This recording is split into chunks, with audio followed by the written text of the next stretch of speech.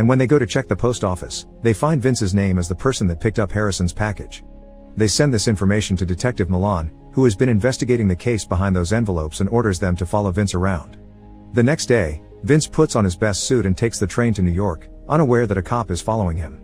He makes it to the big city and stays in the hotel as the instructions said, and later in the middle of the night, he gets a call on his new phone.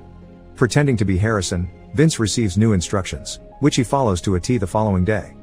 He goes to the Postnet store by Grand Central, uses the key to open a P.O. box, and finds a new envelope with another train ticket, a small piece of cork with the number 13 on it, and even more instructions.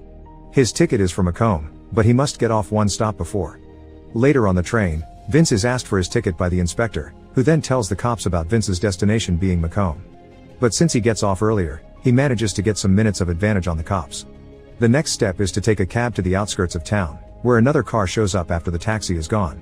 The driver is Jack, who shows Vince a piece of cork that also has the number 13 on it.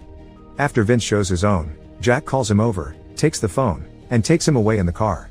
Milan and the cops arrive seconds later after asking the cabbie to take them there, but it's too late, there are no clues for them to follow. Moments later, Jack takes Vince to an old shack in the middle of the forest. Another two men there give Vince new plain clothes to wear and inspect his old ones, getting sure he hasn't hidden anything in them. They go as far as cutting off the heels of his shoes. Then Vince is driven to another location, this time a huge mansion filled with rich people. There, Vince meets his patron Joe, who obviously can tell he isn't Harrison. Vince explains that Harrison is dead and he took his place, and Joe sees no choice but to let him play if he doesn't want to get in trouble with the other patrons.